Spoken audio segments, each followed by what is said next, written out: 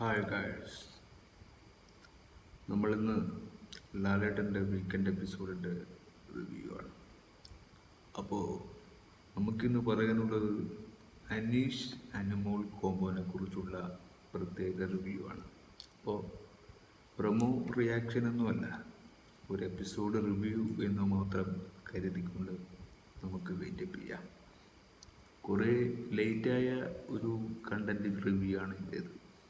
കാരണം കുറേ കാര്യങ്ങൾ ഉണ്ടെങ്കിലും നമുക്ക് പരിമിതിക്കുള്ളിൽ മാത്രമേ നമുക്ക് പറയാൻ കഴിയൂവെങ്കിൽ നമ്മൾ അതിനെ മാത്രം നിൽക്കുന്നതല്ലേ നല്ലത്. അതുകൊണ്ട് മാത്രമാണ് സമയം കിട്ടുന്ന നേരത്ത് നമ്മൾ റിവ്യൂ എടുത്തത്.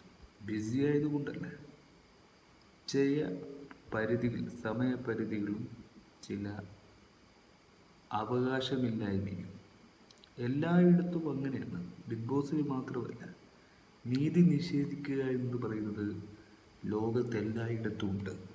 ഇപ്പം മമ്മൂട്ടി പറയുന്നു ദാരിദ്ര്യം മുഴുവൻ ഇല്ലാത്ത ഒരു കേരളമാണ് നമ്മുടെ സമൂഹമെന്ന്.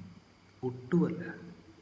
ഈ ലോകം ദാരിദ്ര്യത്തിൽ തന്നെ കുളിച്ച് കിടന്ന് ഉരുളുക തന്നെ ചെയ്യുന്നത്. മമ്മൂട്ടിയും മോഹൻലാലും അവരൊക്കെ പണക്കാരനായി എന്ന് വെച്ച് സാധാരണക്കാരും ഇന്ന് കണ്ണൂർ വിഭാഗക്കാരായും കുറേ പേർ പട്ടിണി അറിയുന്നുണ്ട്, അവർക്ക് വിശപ്പുണ്ട്. അപ്പോൾ ഒരു ബിഗ് ബോസ് ടോക്കിന് ഈ കഥ ധാരാളമാണ്. പക്ഷെ ഇവിടെ നമ്മൾ പട്ടിണി കഥയല്ല പറയുന്നത്, പ്രണയ കഥയാണ്. പ്രണയം എന്ന് പറയുന്നത് നമുക്കൊക്കെ ഇഷ്ടമുള്ളൊരു കാര്യമാണ്. അതിന് ഏജ് ഓവർ എന്നൊക്കെ പറഞ്ഞ് മൂക്കിൽ പല്ല് തിളച്ച് എന്ന് പറഞ്ഞ് അതിനെ കളിയാക്കിക്കൊണ്ട് നമുക്കവിടെ അത് ഗെയിം ആകുകയോ ആവാതിരിക്കുകയോ ചെയ്യട്ടെ. പക്ഷേ ബിഗ് ബോസ് അതൊരു നല്ല മൂഡിലെടുക്കാനും കുറച്ച് ഫണ്ണിയായ മൂഡിലും എത്തിക്കാൻ ശ്രമിച്ചു. പിന്നെ അനുമോളുടേത് ഇത്രയും വയസ്സായിട്ടും കുറേ കാര്യങ്ങൾ ഇനിയും ഉണ്ട് എന്നൊക്കെ പറഞ്ഞ ഒരു അവോയ്ഡ് ചെയ്യുക എന്നതാണ് അതിൻ്റെ യഥാർത്ഥ സത്യം. പക്ഷേ മനുഷ്യനാണ്, ഏതവനും അലിഞ്ഞു പോകും. ആ അലിഞ്ഞു പോകുന്ന ഒരു പ്രതിഭാസമാണ് അനീഷ് എന്ന് മാത്രം കണക്ക് കൂട്ടിയാൽ മതി. ഇവിടെ നമുക്ക് എണ്ണി ചിട്ടപ്പെടുത്താനൊന്നുമില്ലല്ലോ. ഒരു അനീഷ്, ഒരു അനുമോൾ.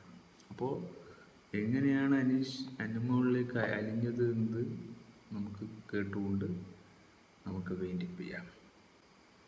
ഇത്രയേ ഉള്ളൂ, വലിയ കാര്യമൊന്നും പറഞ്ഞില്ല. അപ്പുറം ഒരു ഡിസ്കഷൻ നടന്നു, അതിൽ കുറേ വിയോജിപ്പുകളുണ്ടായിരുന്നു, കുറച്ച് കാര്യങ്ങളുണ്ടായിരുന്നു. അത് മാത്രം ഡിസ്കസ് ചെയ്ത് ആ ഒരു ചാപ്റ്റർ അവസാനിപ്പിക്കേണ്ടതേ ഉള്ളൂ. പക്ഷേ അത് വലിച്ചു നീട്ടേണ്ട ആവശ്യമൊന്നുമില്ല. കുറേ കണ്ടൻ്റാണ്, മറ്റാണ്, തേങ്ങയാണെന്ന് പറയേണ്ട കാര്യമൊന്നും ഉണ്ടായിരുന്നില്ല. പക്ഷെ ഒരു റിയാലിറ്റിയാണ്, ഒരു ഗെയിം സ്ട്രാറ്റജി അല്ല.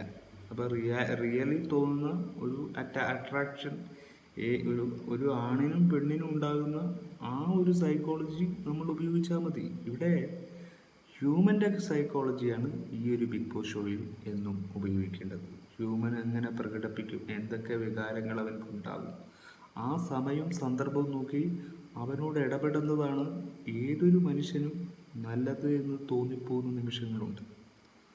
ആനിമൽ ബേർഡ്സിൽ പെട്ടവർ തന്നെയാണ് മനുഷ്യരും. ആ ഒരു വിഭാഗത്തിൽ അല്ല എന്നല്ലാതെ മനുഷ്യനായി പിറന്നു എന്നത് മാത്രമേ നമ്മളുടെ നിയോഗമുള്ളൂ. അതുകൊണ്ട് ഒരു അനീഷിനും പ്രണയിക്കാം, ഒരു അനുമോളിനും പ്രണയിക്കാം. അത് പ്രായത്തിൻ്റെ പേരിലല്ല, അവരുടെ റിയാലിറ്റിയും നല്ല ജെനുവിനിറ്റിയും ഉള്ളതാണെങ്കിൽ അവർക്ക് പ്രണയിക്കാം. പിന്നെ വാശി പിടിച്ച് പ്രണയം വാങ്ങുന്നത് നല്ലത്. അത് അനീഷിൻ്റെ പ്രോബ്ലം തന്നെയാണ്.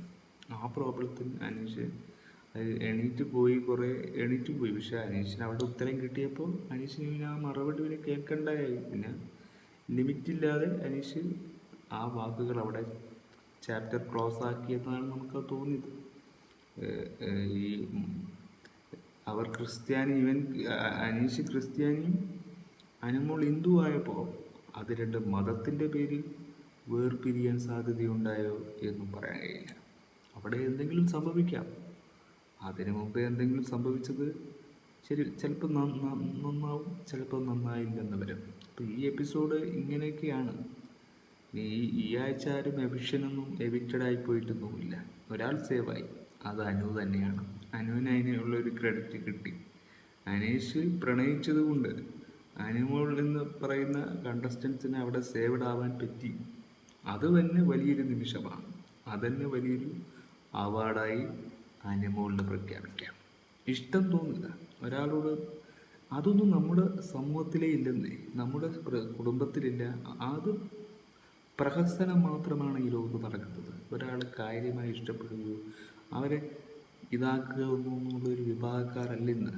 അങ്ങനെയുള്ള വിഭാഗക്കാർ ഉണ്ടാവണം, സമൂഹത്തിലുണ്ടാവണം. ഒരു ബിഗ് ബോസിൽ മാത്രമല്ല, നമ്മുടെ കുടുംബത്തിലും ഉണ്ടാവണം. അങ്ങനെ ഉണ്ടെങ്കിലേ ജെന്യുവിനിറ്റി ഹ്യൂമൻസ് എന്ന് നമുക്ക് ധൈര്യത്തോടെ പറയാൻ പറ്റും. ഓക്കെ, നാളെയാണ് എവിക്ഷൻ. അപ്പോൾ അതിൻ്റെ പ്രമോ നാളെ ഇടുന്നതായിരിക്കും.